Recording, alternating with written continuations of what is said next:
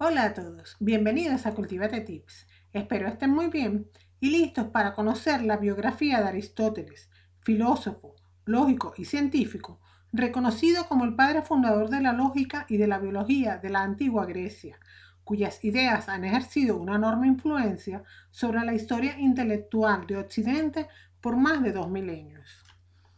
Aristóteles nació en el año 384 a.C. en una pequeña localidad macedonia cercana al monte Athos llamado Estagira, de donde proviene su sobrenombre, el Estagirita. Su padre, Nicómaco, era médico de la corte de Amintas III, padre de Filipo y por tanto abuelo de Alejandro Magno. Nicómaco pertenecía a la familia de los Asclepíades, que se reclamaba descendiente del dios fundador de la medicina y cuyo saber se transmitía de generación en generación.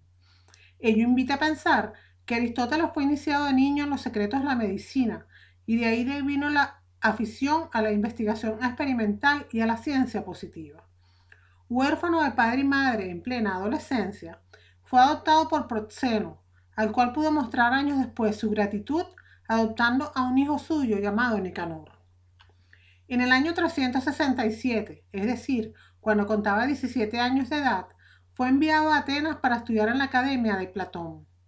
No se sabe qué clase de relación personal se estableció entre ambos filósofos, pero a juzgar por las escasas referencias que hacen el uno del otro en sus escritos, no cabe hablar de una amistad imperecedera, lo cual, por otra parte, resulta lógico si se tiene en cuenta que Aristóteles iba a iniciar su propio sistema filosófico fundándolo en una profunda crítica al platónico.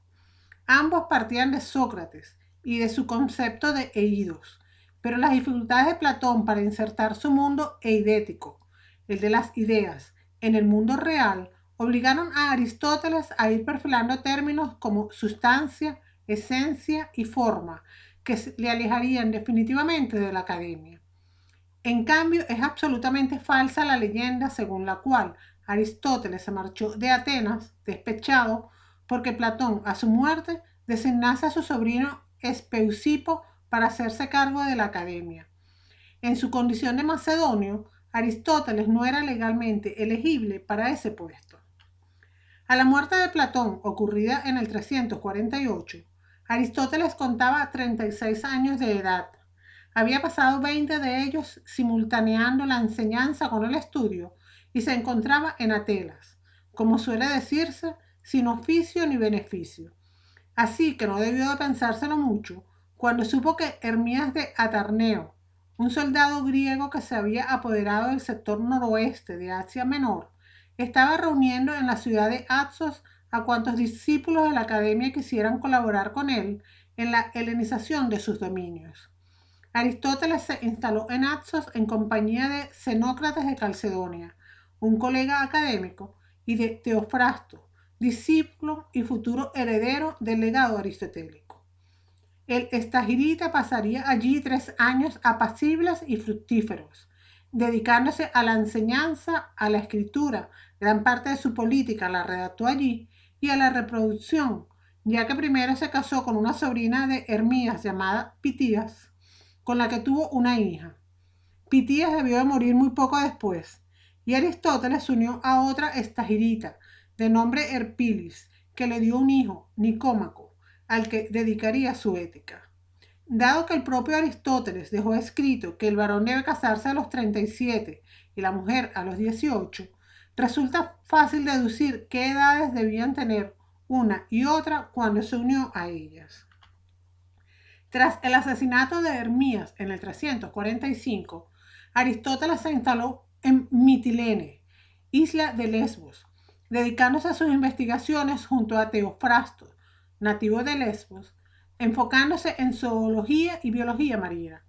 2 años más tarde, en el 343, fue contratado por Filipo de Macedonia para que se hiciese cargo de la educación de su hijo Alejandro, a la sazón de 13 años de edad. Tampoco se sabe mucho de la relación entre ambos, ya que las leyendas y las falsificaciones han borrado todo rastro de verdad.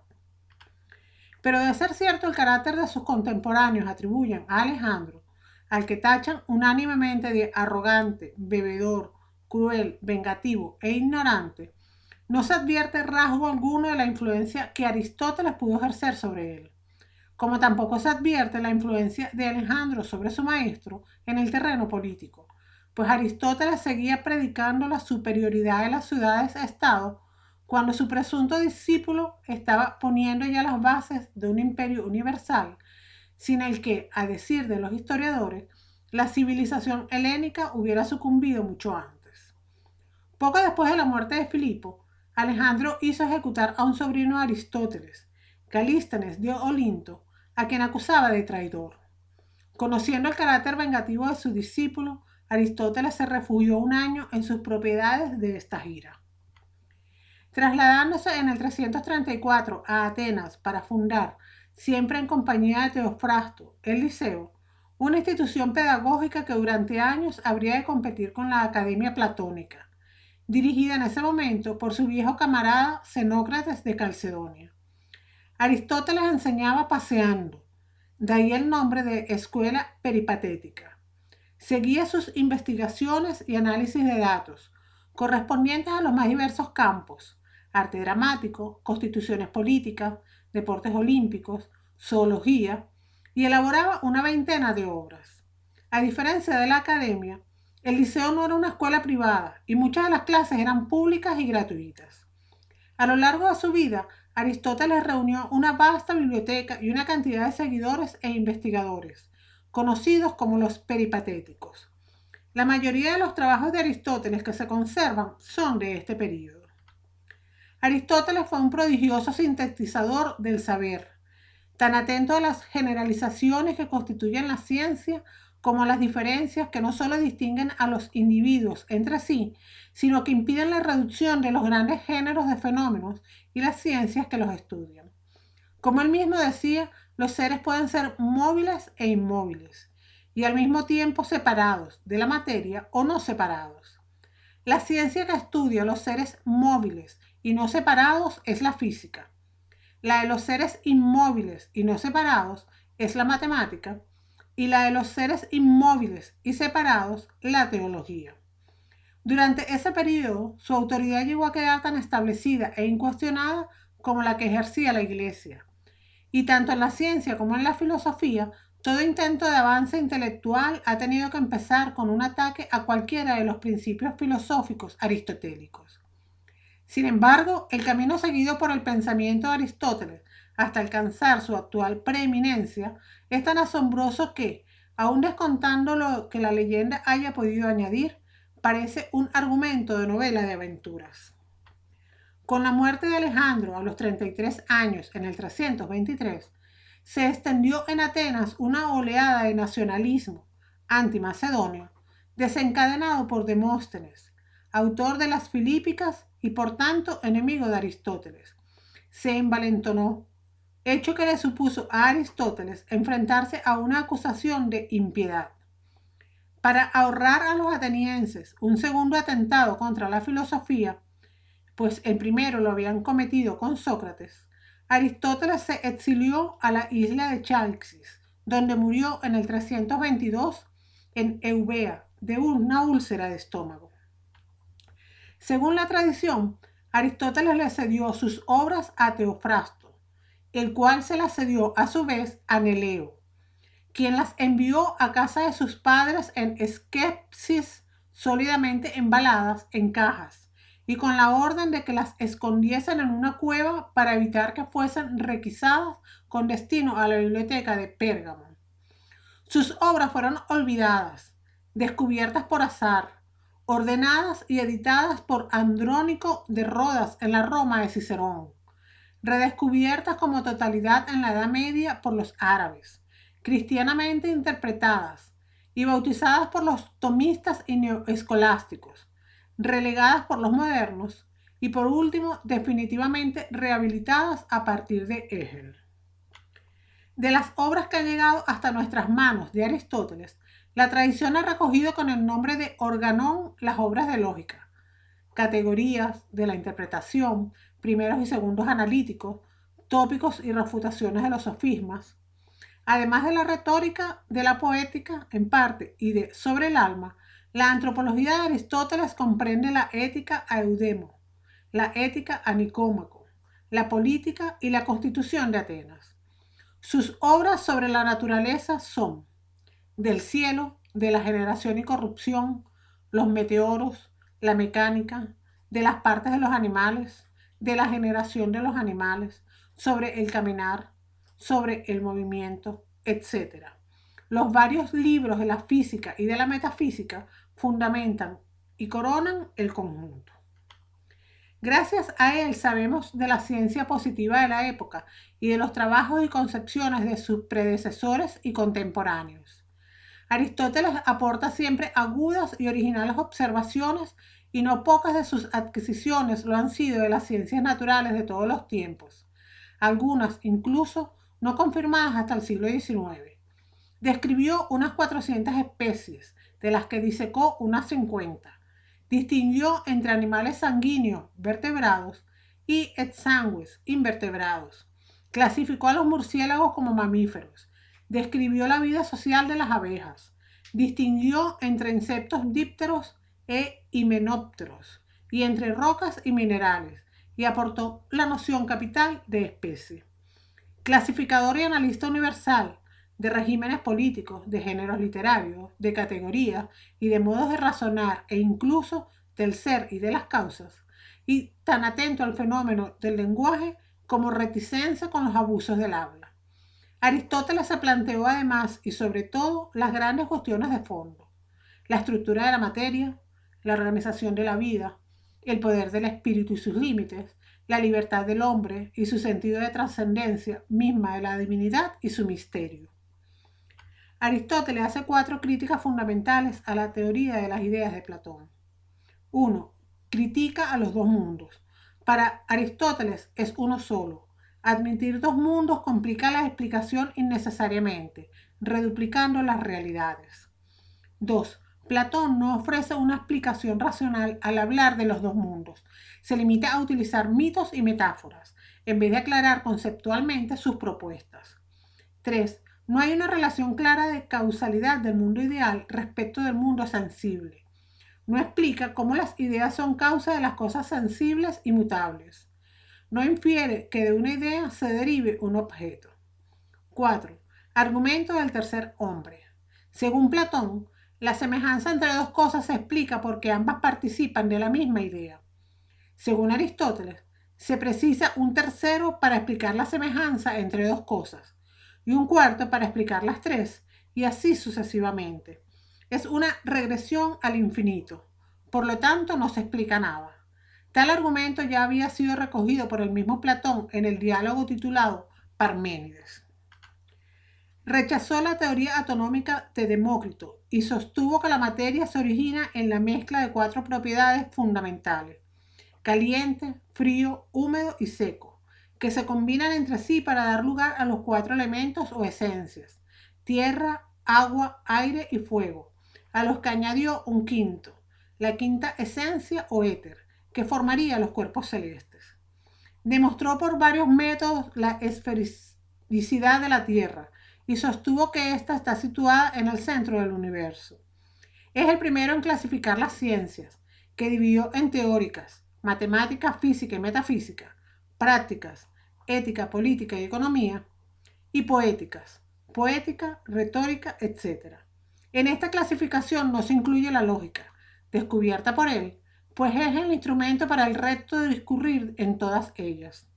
También inventó el silogismo, instrumento fundamental del pensamiento occidental. La sustancia. Lo que es lo que Aristóteles denomina ousia. La palabra fue luego traducida por los romanos como substancia, lo substante, lo que subyace, lo que sostiene. También se ha traducido como entidad. Así, Sócrates, como hombre individual, es una sustancia primera, y hombre es su especie, o sea que es una sustancia segunda. Aristóteles aplicará el hilemorfismo a su concepto del hombre, que es entendido como un compuesto único formado por un alma como forma de un cuerpo, siendo su particularidad del alma humana su razón. Por ello, la definición del hombre es: el hombre es un animal racional, siguiendo el modelo de definición que ha pasado a la historia durante siglos como modelo de definición lógica y clasificación de los seres, género más diferencia específica. La lógica. Aristóteles es ampliamente reconocido como el padre fundador de la lógica. Sus trabajos principales sobre la materia, que tradicionalmente se agrupan bajo el nombre organón, herramienta, constituyen la primera investigación sistemática acerca de los principios del razonamiento válido o correcto. Sus propuestas ejercieron una influencia sin par durante más de 2 milenios, a tal punto que en el siglo XVIII Immanuel Kant llegó a afirmar que desde los tiempos más tempranos la lógica ha transitado por un camino seguro. Puede verse a partir del hecho de que desde la época de Aristóteles no se ha dado un solo paso atrás. Los silogismos. La noción central del sistema lógico de Aristóteles es el silogismo o deducción, sillogismos. Un silogismo es, según la definición de Aristóteles, un discurso, logos, en el cual establecidas ciertas cosas resulta necesariamente de ellas, por ser lo que son, otra cosa diferente. Un ejemplo clásico de silogismo es el siguiente. 1. Todos los hombres son mortales. 2. Todos los griegos son hombres. 3. Por lo tanto, todos los griegos son mortales. En este ejemplo, tras establecer las premisas 1 y 2, la conclusión 3 se sigue por necesidad. La noción de silogismo es similar a la noción moderna de argumento deductivamente válido, pero hay diferencias. Ética. Existen 3 grandes obras sobre ética atribuidas a Aristóteles. La Ética Nicomaquia, que consta de 10 libros. La Ética Eudemia, que consta de 7 libros, 3 de los cuales, los libros 4 al 6, coinciden con otros 3 libros de la Ética Nicomaquia, los libros 5 al 7. Y la Magna Moralia, Gran Ética, de la cual todavía se duda si fue escrita por él o por un recopilador posterior. Según el filósofo, toda actividad humana tiende hacia algún bien. Así se da un teleologismo, identificando el fin con el bien. La ética de Aristóteles es una ética de bienes, porque él supone que cada vez que el hombre actúa, lo hace en búsqueda de un determinado bien. El bien supremo es la felicidad, y la felicidad es la sabiduría, el desarrollo de las virtudes, en particular la razón. Aristóteles creía que la libertad de elección del individuo hacía imposible un análisis preciso y completo de las cuestiones humanas, con lo que las ciencias prácticas, como la política o la ética, se llaman ciencias solo por cortesía y analogía. Las limitaciones inherentes a las ciencias prácticas quedan aclaradas en los conceptos aristotélicos de naturaleza humana y autorrealización. La naturaleza humana implica, para todos, una capacidad para formar hábitos, pero los hábitos formados por un individuo en concreto dependen de la cultura y de las opciones personales repetidas de ese individuo. Todos los seres humanos anhelan la felicidad, es decir, una realización activa y comprometida de sus capacidades innatas, aunque este objetivo puede ser alcanzado por muchos caminos. Las virtudes. Aristóteles sostuvo lo que hoy se llama una ética de las virtudes. Según Aristóteles, las virtudes más importantes son las virtudes del alma, principalmente las que se refieren a la parte racional del hombre. Aristóteles divide la parte racional en 2, el intelecto y la voluntad. Cuando el intelecto está bien dispuesto para aquello a lo que su naturaleza apunta, es decir, para el conocimiento o posición de la verdad, decimos que dicho intelecto es virtuoso y bueno.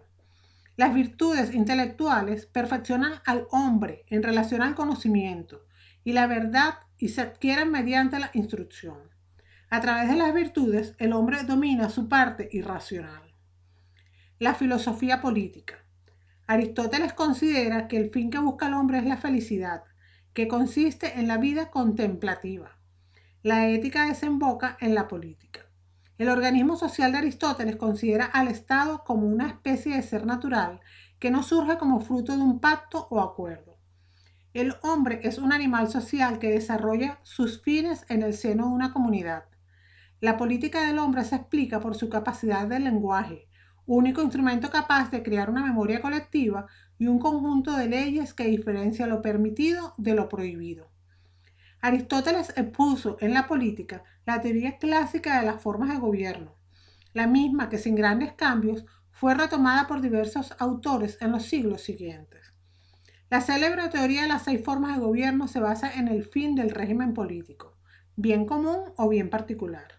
Los regímenes políticos que buscan el bien común puro son: si gobierna una sola persona, monarquía; si gobiernan pocas personas, aristocracia; si gobiernan muchas personas, república. Y las degradaciones de estos regímenes políticos se traducen en: la degradación de la monarquía es la tiranía, la degradación de la aristocracia es la oligarquía y la corrupción de la democracia es la demagogia. La física. Aristóteles desarrolló una teoría física que se mantuvo vigente hasta la Revolución Científica. Según su teoría, todo está compuesto por 5 elementos: agua, tierra, aire, fuego y éter. Cada elemento tiene un movimiento natural. El agua y la tierra se mueven naturalmente hacia el centro del universo. El aire y el fuego se alejan del centro y el éter gira en torno al centro. Estos principios servían para explicar fenómenos como que las rocas caigan y el humo suba. Además, explicaban la redondez del planeta y las órbitas de los cuerpos celestes que están compuestos de éter. La astronomía. Aristóteles sostuvo un sistema geocéntrico, en el cual la Tierra se encontraba inmóvil en el centro, mientras a su alrededor giraba el Sol con otros planetas. Aristóteles habló del mundo sublunar, en el cual existía la generación y la corrupción, y el mundo supralunar perfecto. Esta teoría de la Tierra como centro del universo, que a su vez era considerado finito, perduró por varios siglos hasta que Copérnico, en el siglo XVI, cambió el concepto e introdujo una serie de paradigmas, concibiendo el Sol como centro del universo. En astronomía, Aristóteles propuso la existencia de un cosmos esférico y finito que tendría a la Tierra como centro, geocentrismo. Aristóteles sostenía también que los cuerpos más pesados de una materia específica caen de forma más rápida que aquellos que son más ligeros cuando sus formas son iguales, concepto equivocado que se aceptó como norma durante aproximadamente 1800 años, hasta que el físico y astrónomo italiano Galileo Galilei llevó a cabo sus experimentos con bolas sobre planos inclinados. La biología. Aristóteles fue un gran observador, estudioso y considerado padre de la biología. Describió más de 500 vivientes. En delfines, por ejemplo, describió su anatomía, comportamiento, resaltó su naturaleza social, inteligente, su respiración pulmonar, su reproducción placentaria y con lactancia, comparándola con los cuadrúpedos y con el mismo hombre. Aristóteles abordó el tema del alma como biólogo, porque consideraba al alma el principio vital, lo que está vivo, lo que está gracias al alma, no a la materia.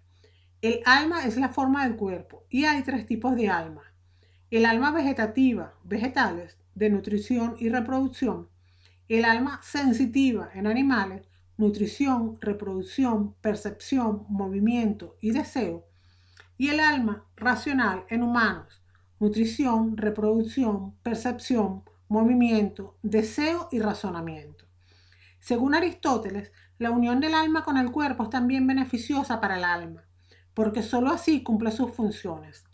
Alma y cuerpo no son 2 sustancias distintas, sino que son 2 componentes de una única sustancia. Por definición, entonces, Aristóteles no podrá sostener que el alma es inmortal, pero sí que hay una parte del alma que sobrevive a la muerte. La generación espontánea. La generación espontánea es una teoría sobre el origen de la vida. Aristóteles propuso el origen espontáneo de peces e insectos a partir del rocío, la humedad y el sudor. Explicó que se originaban gracias a una interacción de fuerzas capaces de dar vida a lo que no tenía la materia no viva. A esa fuerza la llamó entelequia. Hemos llegado al final de la explicación.